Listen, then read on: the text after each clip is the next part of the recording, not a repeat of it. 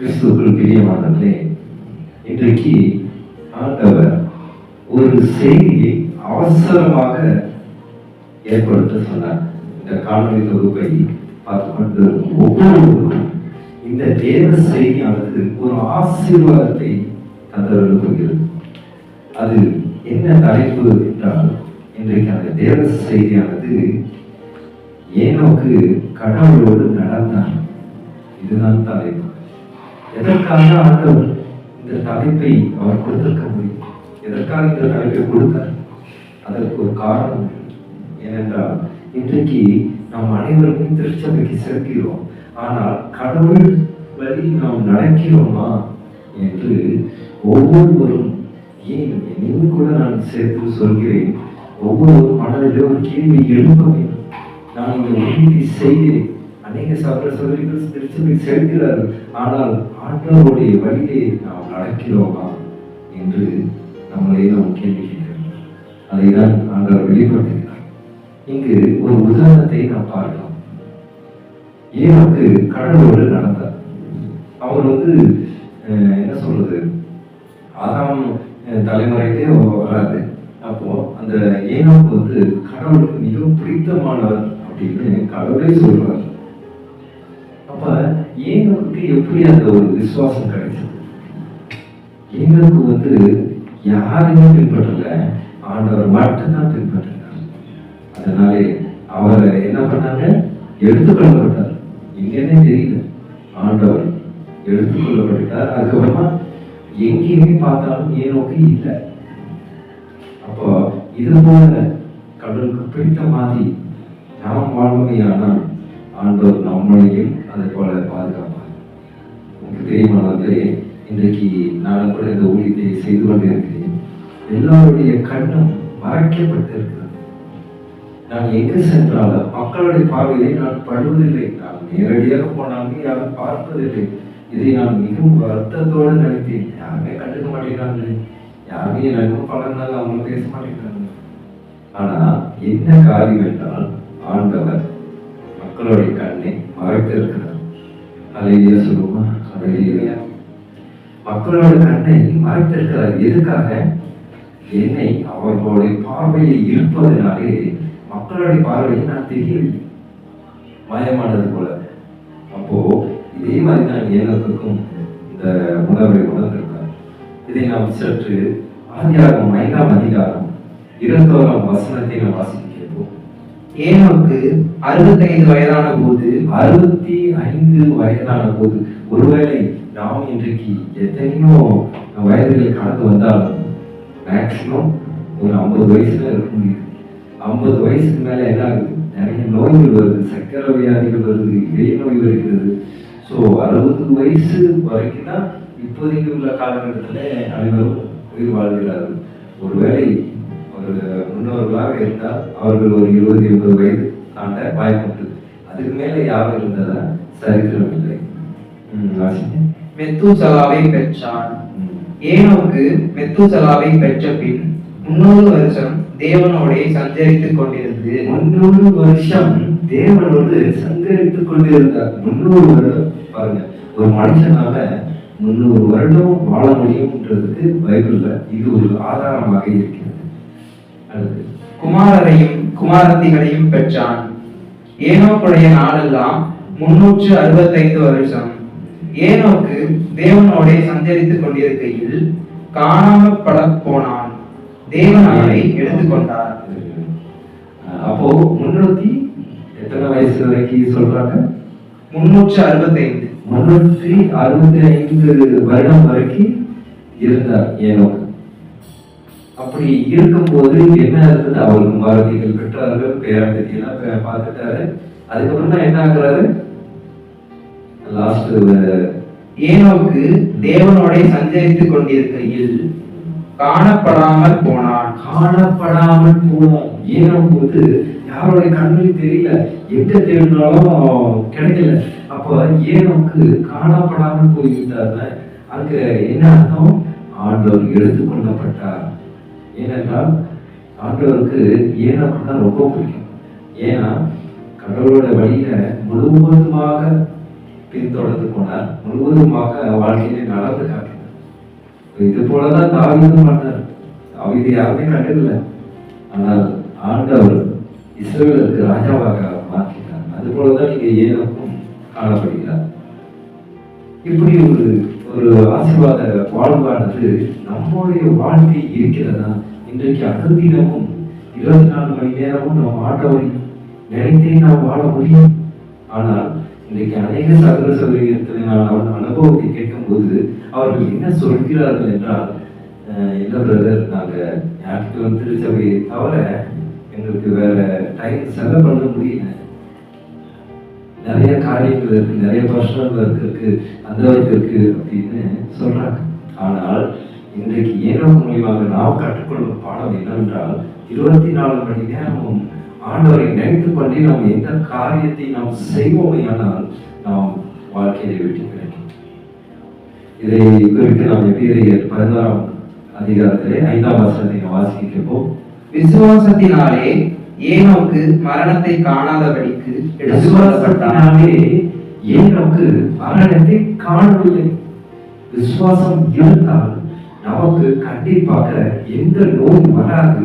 அவனை எடுத்துக்கொண்டபடியினாலே அவன் காணப்படாமல் போனான். தேவன் எடுத்துக்கொண்டார். இப்போ நம்ம இங்க இருக்கோம், ஒருவேளை நம்ம வெளியே போயிட்டா, ஒருவேளை நம்ம உள்ளூர்ல நம்மள யாரும் பார்க்க முடியாது.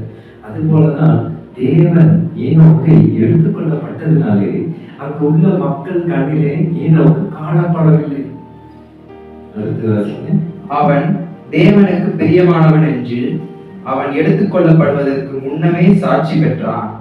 தேவன் ஏனோக்கு எப்படி சொல்றாங்க? பிரியமானவன். இது ஆண்டவரை பதிவு செய்திருக்கிறார். இதை நாம் உற்று நோக்க வேண்டும், கவனமாக இதை நாம் சிந்திக்க வேண்டும். ஆண்டவரே நம்மளை பிரியமானவன் என்று சொல்லத்தக்கதாக நம் வாழ்க்கை அமைய வேண்டும் என்பதுதான் ஆண்டவருடைய சித்தமாக இருக்கிறது. அடுத்த 6ஆவது வசனம் வாசிங்க.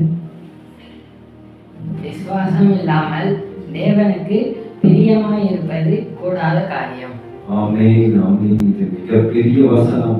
விசுவாசம் இல்லாமல் தேவனுக்கு பிரியமாய் இருக்கிறேன் என்பது ஆண்டவருக்கே கூடாத காரியமாக இருக்கிறது. எனக்கு பிரியமானவர்களே, இந்த விசுவாசம் இல்லாமல் நான் ஆண்டவரிடத்தில் விசுவாசிக்கிறேன், ஆண்டவரிடத்தில் நான் ஜெபிக்கின்றேன், ஆண்டவருக்காக நான் ஞாயிற்றுக்கிழமை திருச்சபை செல்கிறேன் என்று போலியாக அவிசுவாசத்தோடு, அதாவது விசுவாசம் இல்லாமல் விசுவாசம் சொல்றதும் கூட அவிசுவாசம். அப்போ அப்படிப்பட்ட விசுவாசம் ஆண்டவருக்கு கூடாத காரியமாக இருக்கு. எனக்கு பிரியமானவர்களே, நாம் விசுவாசம் வைத்திருப்போமே ஆனால் நாம் ஒவ்வொரு அடியும் ஆண்டவருடைய கட்டளையுடைய ஆண்டவருடைய அனுமதியின்படி அந்த அடியை எடுத்து வைக்க வேண்டும். அப்படி எடுத்து வைத்தால்தான் நமக்கு வெற்றி இருந்துச்சு. பிரியமானவர்களே, இந்த ஏனோக்கு எனக்கு மிகவும் ஒரு பிடித்த ஒரு நபராக காணப்பட்டார். என்னோட அனுபவத்தில் கூட இந்த ஏனோக்கை குறித்து அதிக நேரத்தில் நான் தியானிப்பது உண்டு. ஆண்டவர் கூட இந்த ஏனோக்கையுடைய முன்மாதிரியை நீயும் கடைபிடி என்று என்னை உற்சாகப்படுத்தினார். அதனால்தான் நானும் கூட எத்தனையோ வேலைகள் வந்தது, அதையெல்லாம் விட்டு ஆண்டவருக்காக நான் இப்போது வரை நின்று கொண்டிருக்கிறேன். அதனாலே ஆண்டவர் நீ அழகுடன் ஆசீர்வதித்தார். ஆண்டவருக்கு நன்றி. இப்ப அடுத்தது ஏனோக்கு தைரியமாக இருந்தார். இப்போ ஆண்டவர் ஏனோக்கு விசுவாசமாக இருந்தான், ஏனோக்கு ஆண்டவருக்கு பிரியமாக இருந்தான் என்று நம்ம பார்ப்போம். இப்போ அந்த விசுவாசமாக இருந்ததான பலன் என்ன கிடைத்தது, ஏனோக்கு என்ன ஆசீர்வாதம் ஏனோக்கு கிடைச்சது அப்படின்றது நம்ம பார்க்க போறோம். யூதா அதிகாரத்துல, புதிய ஏற்பாடுல யூதா 1ஆம் அதிகாரம் 14ஆம் வசனத்தை வாசிப்போம். அவனுக்கு 7ஆம் தலைமுறையான ஏனோக்கும் இவர்களை குறித்து, இதோ எல்லாருக்கும் நியாய தீர்ப்பு கொடுக்கிறதற்கும் அவர்களில் அவபக்தியுள்ளவர்கள் யாவரும் அவபக்தியாய் செய்து வந்த சகல அவபக்தியான கிரியைகளின் நிமித்தமும் தமக்கு விரோதமாய் அவபக்தியுள்ள பாவிகள் பேசின கடின வார்த்தைகள் எல்லாவற்றின் நிமித்தமும் அவர்களை கண்டிக்கிறதற்கும் ஆயிரமான தமது பரிசுத்தவான்களோடு கூட கர்த்தர் வருகிறார் என்று முன்னறிவித்தான். ஆமென். அல்லேலூயா. ஏனோக்கு எப்படிப்பட்ட ஒரு தைரியத்தை அவர் வைத்திருந்தார் என்றால், ஏனால் விசுவாசம் பலமாக இருந்தால்தான் நமக்கு அசாத்தியமான ஒரு தைரியம் என்பது நமக்கு கிடைக்கும். எனக்கு பிரியமானவர்களே, இதைதான் நாம் இந்த யூதா அதிகாரத்திலே 1ஆம் அதிகாரத்தில் நாம் பார்க்கிறோம். ஏனோக்கு என்ன பண்ணாருன்னா, ஒரு இடத்துல போய், ஒரு தேசத்துல இருக்கிற இடத்துல போய், எப்படி அவபக்தியில இருக்கிறவங்கள இருக்கிறாங்களோ அவங்க கிட்ட போய் எச்சரிப்பு கொடுக்க ஆண்டவர் அங்க அனுப்புகிறார். அப்போ அவங்க எப்படியாக இருக்கிறாங்க?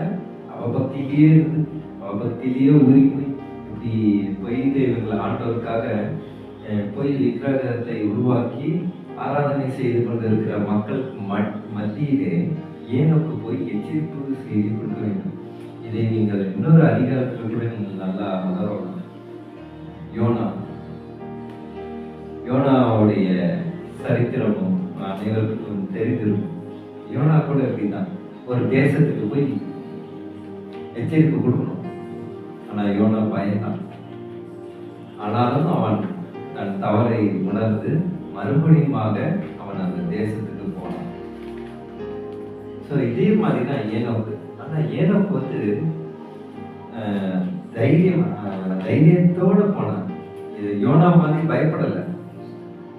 ஏனோக்கு முழு விசுவாசத்தோடு, முழு தைரியத்தோடு அந்த தேசத்தில் இருக்கிற அநேக பாவம் செய்கிற மக்களை சந்தித்து தேவ அந்த அந்த பக்தியிலிருந்து வெளியே வந்தவர்களை எச்சரிப்பு செய்யலாம்.